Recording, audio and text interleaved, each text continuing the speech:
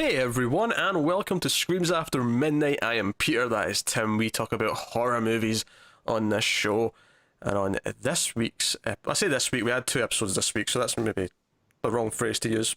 But on this episode, we are going to talk about a movie called The Black Room, which is a new release on all your favourite VOD platforms. And it has quite a notable cast. This is one, I mean, not that we wouldn't do it if it didn't, because we've covered some right stinkers this year. But, you know, Natasha Henstridge is in it, from Species. And yes, I messed up her name. Give me peace, Tim. Lynn Shaye's in it, who's, of course, a regular in the horror world. Who doesn't love Lynn Shaye? Yeah, exactly. So, and it's and I didn't know anything about this before I watched it. Now I did, Tim. We will start spoiler free, of course, before we go into spoilers. And yeah, so let's get into it. All right. So this movie was not what I think either of us were expecting. You know, we saw the poster, it was like a satanic symbol with fire. We're like, oh, it's going to be a haunted house movie with maybe a possessed person, or technically someone was possessed at one point. That is true. This was this was obsessed with sex. This was all about sexy times and nudity and horniness. Like, every character in it is horny as hell, and that's all they talk about. But like, this honestly was hornier than most pornos, I would imagine. Like, it's... I would imagine. You've never watched a porno. Yeah, right, Tim. Well, you might be surprised. Yeah, this was really into sex. And I know you haven't asked me what I thought of the movie yet, so I guess I will just tell you. Oh, man, the safety wheels are off. Tim's flying in his own direction. Tim. Yeah. On you go. I'm Okay. by all means, you tell us what you thought of The Black Room. All right, I have a little bit of this might be a little bit of a bold statement, but I think this might be the worst movie we've ever done. Or at the very least, like in the top 3, I would say. I did not expect to come into this one defending it, but I think I have to after that statement. I think it's absolute garbage. Don't mistake me. It's terrible, right? It's a bad movie. Yeah. That said, though, out of all the bad movies we've watched this year, like, you know, proper bad movies, I was laughing a lot at this one. Well, here's my problem. I was half of it I kind of liked as this is so bad, so cheesy kind of thing. And when I do say it's the worst, like on a technical level, it's definitely well made. Well, I wouldn't say well made, but better made than... There's an actual production crew. It looks like a movie. Yes, that's right. What you mean. Yeah. Yeah, but then the other half of it is super, like, I don't know how else to say it, but rapey, I would say. Well, yeah, it's exploitative. Definitely, it's so basically the demon or whatever that's in this house is an incubus who's obsessed with sex and can make people have orgasms just by thinking about it. And yeah. Here's the thing though, right? So this couple, Jennifer and Paul, Jennifer being Henstridge, move into this house, and obviously there's a prologue scene at the start and we'll go into that in spoilers to talk about the specifics. But like this couple do nothing but talk about sex. They're in their 40s, right? They're a middle-aged couple, yeah. And all they do is talk about how much they want to have sex in every room of the house. And the first couple of lines about it, it's like, okay, right, they're active, they're happy couple, that's all nice. But then, like, later on, like, they keep repeating it to the point where, wait, what are you talking about? There's like a plumber in the house. You wouldn't still be trying to have sex while the plumber's in. And so when it comes, I mean, the main plot is basically the husband gets possessed by the demon. So then once he gets possessed, he's basically horny as hell. He's flirting with everyone. He's giving all these crazy looks to people and all the rest of it. The problem is though, is that the character before he's possessed was so horny anyway that there was almost very little difference. I mean, I would also say that it's not just this couple, it's almost everyone in the movie. Like you said, they have the plumber. What they have like a plumber and an electrician. Both come over who are both like Here's what I thought was late. weird. Why was the electrician doing the gas boiler? I thought that was No idea. I thought that was weird. Like you'd have the gas man for that. At least in my experience, you have a gas man, you have an electrician, and they do different things. And the furnace typically falls under the gas man job. You know what though? Big props to him for hitting on the guy's wife directly in front of him. Like, Yeah, he was kind of glorious. His delivery of the lines, the acting was typically not great. The husband Paul in particular was incredibly cheesy and over the top in every single line he had. I couldn't tell if he was like if he had some type of accent or he was just talking oddly. It seemed strange. Once he get possessed as well, he was like trying to be ominous. Like he was trying to change. I mean, he did change his voice, admittedly, but he was trying to obviously sound kind of creepy and sexy, and it was really weird and just and not disturbing in the way it should be disturbing, just disturbing on an acting level where this is goofy. It's not working. The funny thing is, though, is there were certain times in the movie where I almost thought it was aware that it wasn't that great, and it was just having fun with it. Because like the music, I thought was very like self-aware because it was very over the top. It was very almost cartoony to the point where like, did they get that we're making more of a black comedy than an actual horror movie? You know what the music sounded a lot like to me is almost like something like from an Ed Wood sci-fi movie or something. Like it had like that 1950s kind of like ooh kind of thing going from time to time. It did have that. So poor Natasha Henstridge, this is where her career's at. She's in this. Oh God. Felt so bad for her. Not that she was necessarily an amazing actress per se, but she was fine in Species. She was fine in the whole 9 yards. Like, she's fine. Certainly above this, I would say. Yeah, and it's like, how do you talk an actress like that into a movie like this where it feels exploitative? It feels like just a really weird, dirty comedy. But at the same time, I have to admit, most of it was funny because it was so ridiculous. Like, nipples moving by themselves and all sorts. Yeah, I mean, like I said, half I laughed at it, half I cringed at it. Yeah, I think the point to make is though is when I was laughing at it, it wasn't because it was intentionally being funny. It was more laughing at the attempt of being funny than it was laughing at the joke itself. There were one or two jokes I did actually like. For example, this isn't really a spoiler, so I think it's fair game, but a little bit after they move in, they find an old spirit board in the house, and you think they're gonna do the typical haunted house horror movie thing where they're like, "Hey, let's use it," and they're like, "Oh, I think I know what to do with it," and then they just cut to them throwing it in the trash can. It's like, oh, it's kind of funny. Like, yeah, that was almost poking fun at other movies with haunted house kind of plots. Yeah, no, that's fair. Acting's terrible very much throughout. Paul especially is abysmal, and that was kind of why I was enjoying it though, is because he was so bad. It was making everything he did really funny.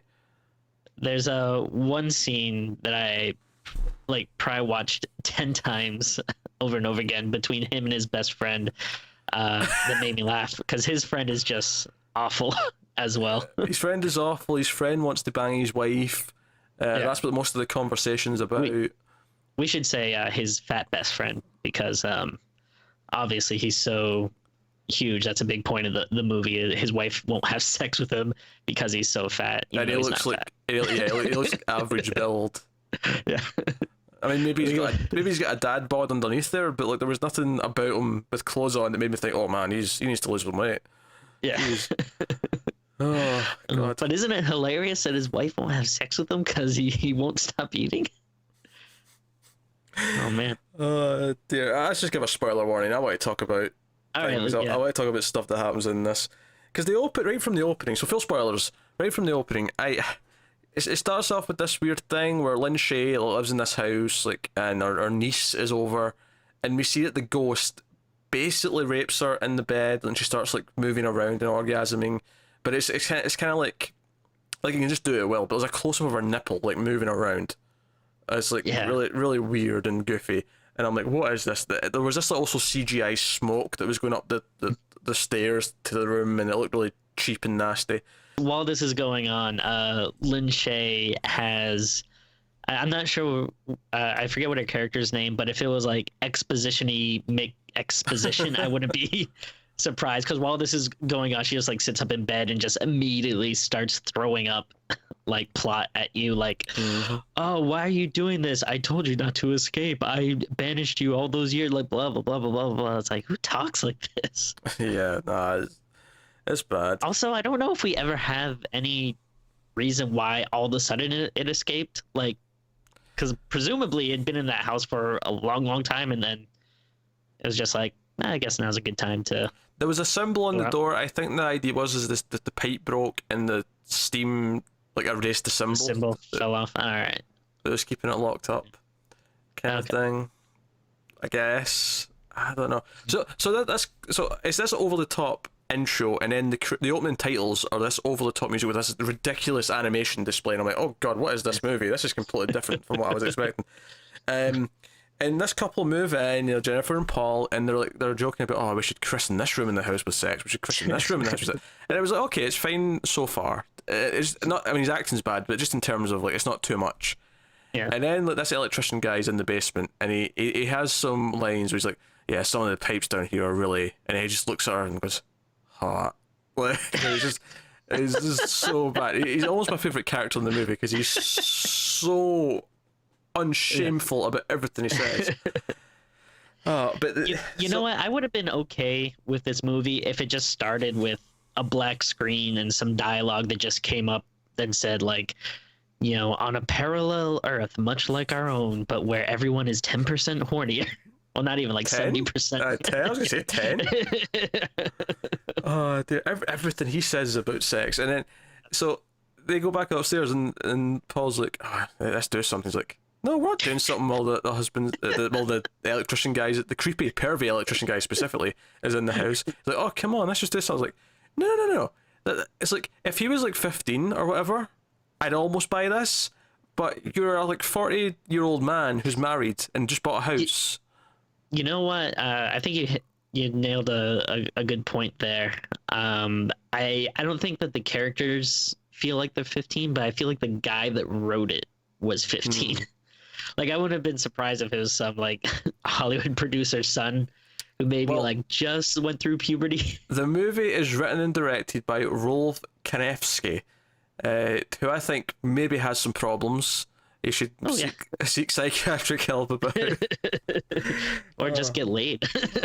Because later that night, obviously the guy, the electrician in the basement, gets killed. So that's the other thing actually from the opening that I didn't mention that ends it, and it's like over the top as hell. So Lin Shaye goes into this room in the basement. It's this black room, and then all these red devilish hands come out of the wall and sort of feel her up and pull her in. They also feel up the niece as well, and then there's an explosion from the furnace, and that's kind of how we go into the opening titles. But like, so you've got this over the top, cheesy as hell, like red arms coming out of the wall and feeling up whoever's there, and it's so silly and goofy. There were lulls, and then there were scenes of like high goofiness that you're like, whoa, what? Oh, okay. Yeah, because there was another like plumber, whoever came over, who got killed, and that was because remember this is after the sister. Yeah, we should talk about the sister. So, right. So they're still horny as hell. We have that scene with the husband and his friend, where the friend keeps just cracking jokes about wanting to have sex with his wife, and you're going to have sex with your wife? Can you film it? Because that's appropriate talk. But so they are going to have sex. They're going to stay in and have a romantic night. Of course they are. But of course they had a fight the night before because whilst what was their names again? Jennifer and Paul. Jennifer was in the bath, right? And the spirit makes her have an orgasm just randomly in the bath. Yeah. And she's just like in the bath moaning like, oh god. Right? Meanwhile, in the bedroom, he's in bed waiting for her to get out of the bath for sexy times. And we have the whole, something under the covers coming up to him, Yeah. and then he doesn't realize it's not her. He just thinks she snuck in the bed and he's getting a blowjob, and he's just lying there like, oh yeah, is it? So she comes out the bathroom and she's like, oh, I'm ready for you now. Like, she's in a great mood after the bath, Yeah. you know, miracle we'll call it. And he's like, I'm kind of drained out. You have to give me some minutes here. Then she gets pissed at him, and they have a bit of a fight. So next night, well, I got to talk about this scene real quick go because on, there's go on. two huge glaring problems with it.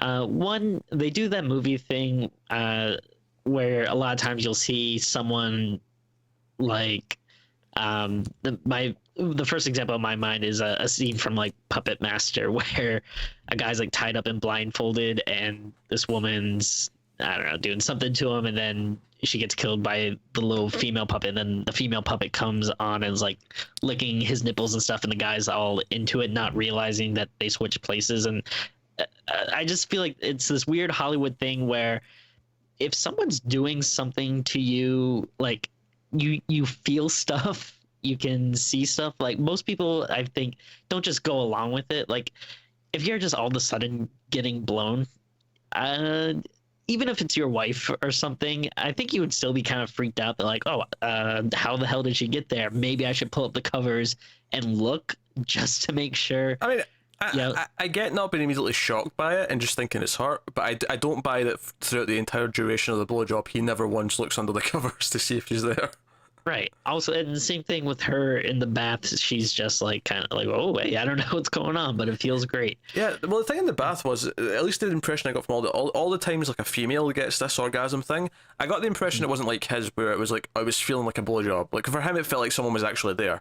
I think for her, it was like just like almost a telepathic, like, you know. Maybe.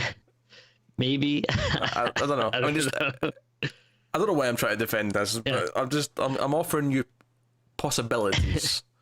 Okay, I'll give him the benefit of the doubt. But then the other huge problem, though, is, you know, after she comes in, she's like, all right, I'm ready for you now. And he's like, well, I'm kind of drained. Like, this does another thing in movies that annoys me, where no one really comes out and says what they're thinking or stating the obvious, because, you know, they just dance around it. But really, the guy should be like, no, like, I'm kind of worn out right now because you just blew me. And then she'd be like, what? No, I didn't. And then, you know, they'd be like, hey, something weird's going on. Instead, they do a weird like, oh, what are you talking about? But I don't know. I don't understand. The plot's not ready for that revelation yet, so they have to dance around it like a pair of idiots.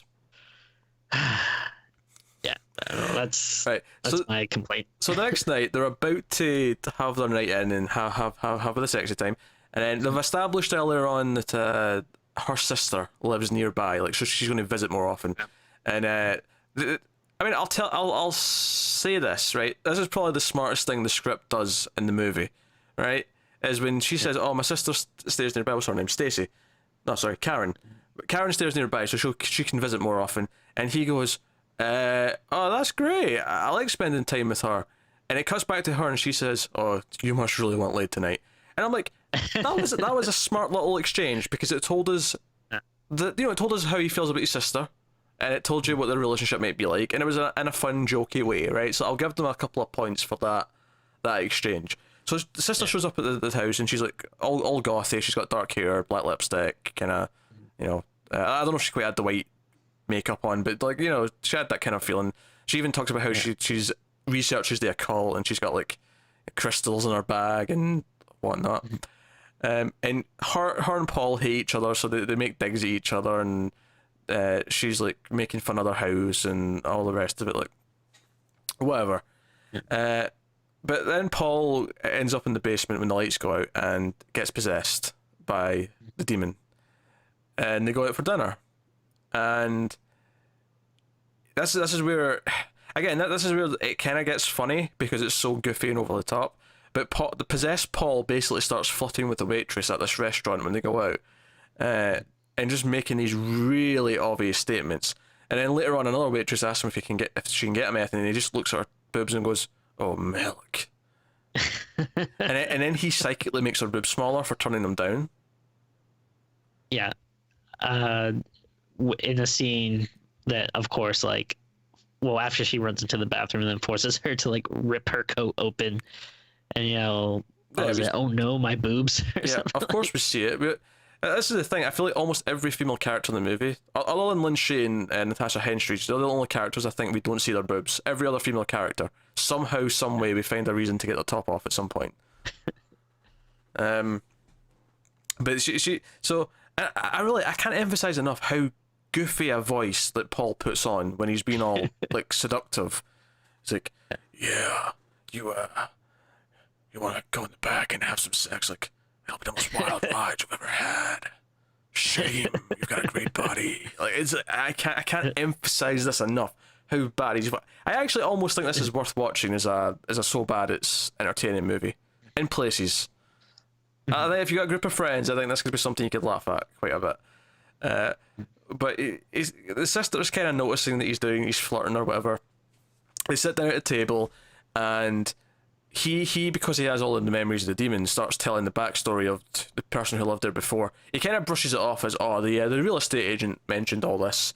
But he tells a story of how the demon gets summoned by these like occultists at a house party when Lynn Shaye was young, and like it's been there ever since. And of course there was boobs all over the place in this party. People are just topless for no reason. Everything's horny because blah blah blah blah blah. So later that night, Paul goes into her room, into Stacy's room, and like tries to make a move, and she turns him down. She basically gets her jaw ripped off, which I will say this: some of the gore was kind of good. Yeah, it's alright. I was not impressed at all. That jaw being ripped off was kind of fun. Yeah, well, by his big old demon cock. Because he strips down in front of her, and you get the impression that it's changed because he's possessed. Like it's made bigger, and she's like, "Whoa, that's some proper like was it Elephant Man dick or whatever she calls it?" Like she insults him. But at least that's because the plumber or whoever comes by next day, like the ghost of her, now she's dead, like seduces him and starts having sex with him on the floor, and then her jaw comes off like mid-sex, and he starts screaming, and she's like killing him and via sex and whatever. Yeah. Which it was that plumber guy that came over. I was like, man, this guy really looks familiar. What else has he been in? And then I looked him up on my phone on IMDb, and one of the movies he was in was It Watches. Really? Yeah. Get out! Oh man. I was like, oh, this guy's becoming a Screams all-star. Who was he in It Watches? I think it just said, when I looked at it on IMDb, I think it just said like guy. like not even like nothing. Oh dear. But oh god. But no, so that happens, and then his friend runs in to possess Paul, and he's like, "Oh, wife's still not having sex," and of course, possessed Paul's like, "Oh, that's a shame. Bring her back later to our house for a housewarming. Oh, I'll soften her up." And so that's all goes down. Yeah. Wait, this was the line that actually like made me crack up. Oh, go on. Because when he tells his friend like, "Oh, you should come over the house later," and a friend goes, "Why? What's going on? Housewarming?" And the guy says something like that, and the guy goes, "Celebrations are joyous." Like what? Yes, that's an example like, of dialogue in this. Who talks like that? No one talks like anyone in this movie. It's either like some dumb sex thing or a weird like an alien overheard human speaking and was like, "Oh, this is the kind of stuff they say." It says the sex stuff. At least I'm like, okay, at least in a porn this would feel in place. But some of the other stuff, it'd be a joyous celebration. Like we're almost at Birdemic levels of badness. Yeah. Oh dear. So yeah, they're going to fight because the girl who got burned at the start shows up and tries to warn Jennifer about everything that's going on, and then the couple come by, and the wife, the friend's wife is like completely stuck up, and he tries to again, like Paul tries to like seduce her and sort of cycling removes all of her clothes and kills her. The movie all kind of stumbles into place at the end as Jennifer runs around and realizes what's happening, and she manages to save Paul, despite the fact that everyone, including her sister that she knows is dead, because they're all in this weird kind of like nest in this black room where everything's like they're all gestating because a new demon version of the demon's going to be born, like an actual physical person, which turns out to be a sexy woman who's full frontal nude for some reason at the end. But I suppose I'll give it some benefit of the doubt. At least the incubus itself should be sex themed because it's an incubus, and that's what it is. Yeah. They had some stupid line that I feel like the movie was trying so hard to sound cool or smart, where you show all these pods and you see like something's gonna give birth, and he says like, oh, like, we're gonna have a baby because what is a house if not a womb? I was like, I don't know. I guess. A home? Yeah. Just it seems a little more accurate. Just a thought. God. So yeah, she rips it. Lynn Shaye kind of is in the cocoon. She kind of wakes up and is like, pull that thing out of him and he'll be fine. Oh, yeah. Basically, the demon is stopped from a pretty old lady that just woke up from a nap, just putting her arm around him. Yeah, yes. he cannot get out of that. Yes, and she pulls out this cord that's sort of been.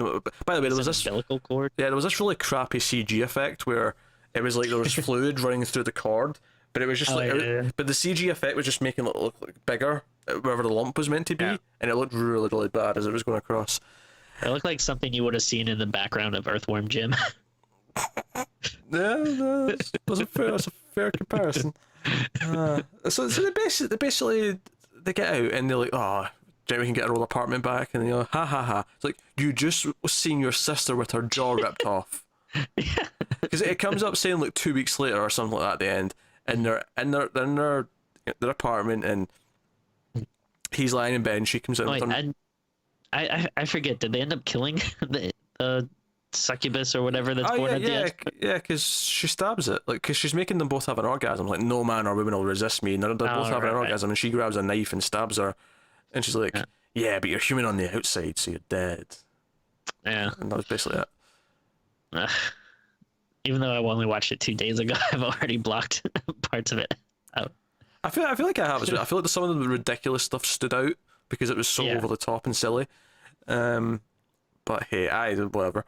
So it's like a week later, right? Maybe 2 weeks. I can't remember the exact time frame, but I was a week or two. And they're like, oh, let's have sex. We finally have a chat. Like, all that built up, that effect the house had on us, I still feel it. Let's finally do something about it. And they go to have sex. And I'm like, your sister still had her jaw ripped off a week ago. Grieving process. Yeah. Like, they're talking like there's nothing bad's happened. Like, literally, like, at least half a dozen people were killed. Oh, yeah. A week ago. Like, traumatic. Why they're not both in jail at this point? Or in therapy, or like just broken people. They're acting like nothing happened. And then there's like a little twist at the end. It's like, oh, it's in her now. She's got the evil eyes. Cut to credits. Screw you, movie. I thought the twist you're gonna say is that he gets to keep his demon cock. Oh, that's right, yeah, because he stands up and he's like, oh, by the way, there's one thing that didn't change after like the possession ended, and he drops his towel or whatever, and she's like, I can work with this, and then she like does the little hand, the finger, come here, and I'm like, oh, very good, very, very, they finally get to have, like, they've been cock blocking them all movie, they finally get to have sex at the end, like, I give a shit. I think the movie was implying that it was just like bigger or something, but I kind of like thought of it as being like all weird and spiky and like bulbousy and stuff. Yeah. That's the Black Room. It's funny because I was kind of defending it a little bit, just not as a good movie because it's bad. It's terrible. It's laughable. It's cheesy. Whoever wrote the script, in fact, I told you who wrote the script. Was it Rolfe? Is that his name? Rolfe, Rolfe Kanefsky. His script is terrible.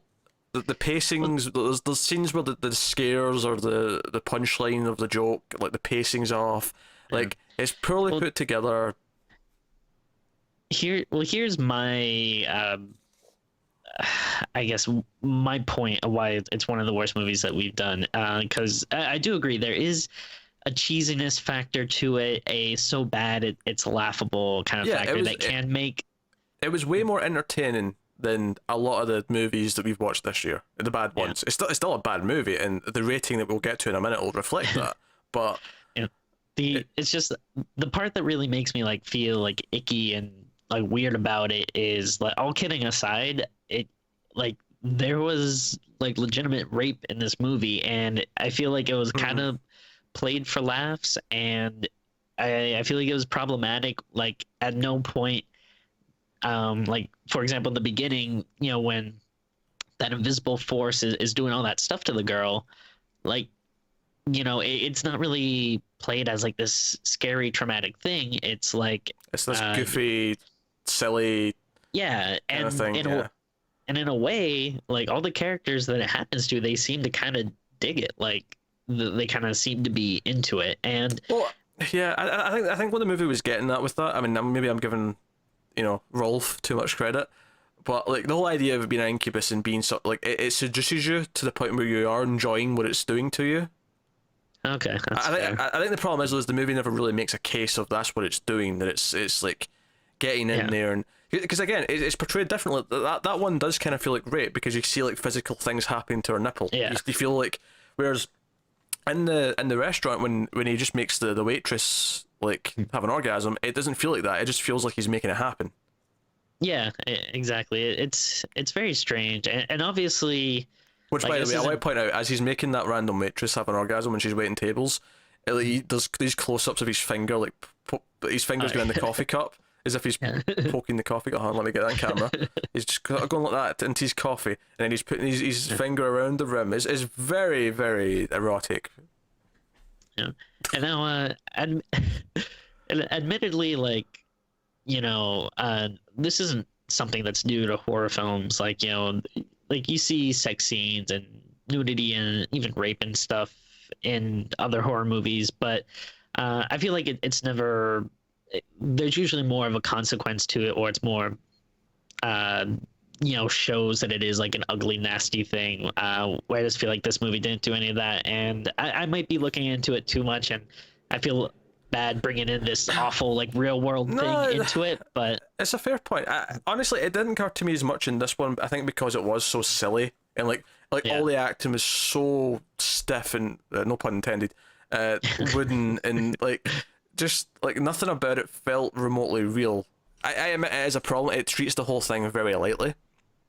What I would say is, if like, that's why I'm a little hesitant to kind of recommend it as that, oh, this is a fun movie to watch with friends for a laugh because it's so bad. I think I could easily see someone being bothered by that stuff. Like if you can set that aside and that's not a problem, then I think this is kind of a fun movie to shit on with some friends and pizza and stuff. Don't get me wrong, I think it's very poor taste, obviously. Like I say, it's very exploitative. Like every woman's taking her top off for no goddamn reason. This is a dumb comedy written by someone with no taste. It's kind of how I felt as I was watching it. And again, it's just a little. Yeah, I just felt a little weird about it. I was very mixed. Like half of, like, oh yeah, this is stupid but funny, and then half of like, I kind of wish that maybe, like, there are certain parts where I'm just like, I wish they wouldn't have done that, because now it's gonna make me think less of like, oh, this is just stupid, whatever, not offensive, blah blah blah. But I don't know. All right, well, let's get to ratings.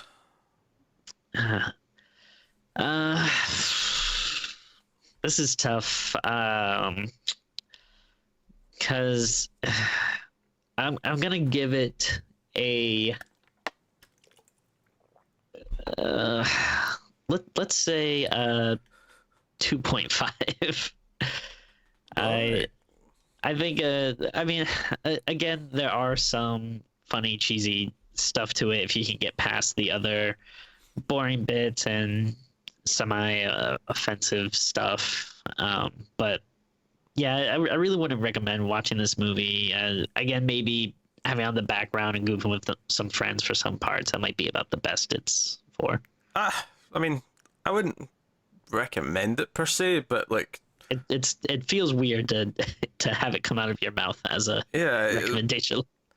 but it seems like the sort of thing though, where if you do have a group of people around you, you're making fun of it, and because most of it comes from how bad the acting is. I feel like the delivery from Paul basically Right. made the movie bearable for me because I was constantly laughing at what he was doing. Yeah. And that was kind of goofy. That said, I'm going to give it a 3. Like, I'm not like, it's still a bad movie. Yeah. Like, it's bad. It's like it's a really immature script. Like, you know, like I feel like someone who actually wanted to make a goofy sex horror comedy and actually explore that side of it could have maybe done a better job. Or if someone wanted to make a serious movie where they're feeling like, oh, the characters are being molested in their sleep, like that could have been a completely different type of horror movie. But it feels like it's just this. It's like it doesn't know what it's doing, and as a result, it's kind of just there and what it is. So Yeah. I will give it a 3. It gets a 3 because the bad acting is actually really funny, and it looks like a movie, unlike some other movies that Right. I've given a 1 and a 2 to. That's the Black Room. Let us know what you've thought of the movie, if you liked it, in the comments below. Like and subscribe, all that stuff helps us out a lot. You can help us out a bit more than that by going over to patreon.com/mildfuzztv. There's some cool bonuses in there, some that are specifically about Screams After Midnight and stuff we do. I think, yeah, there's still time to vote actually on the bonus episode, because we did one of the Patreon perks is that you get to vote on a movie that we're going to cover each month. We'll do a bonus episode. We'll do it sometime early June. The vote, I believe, is there until the 28th of May. So if you've got a Patreon at $5, you can vote. It's a Lucio Fulci selection this month. We're going to have a theme each month. This one, it's all his movies. So you can go and check that out if you want to. But no, that is us. So thank you very much for watching once again. Keep watching scary movies. We'll see you next time.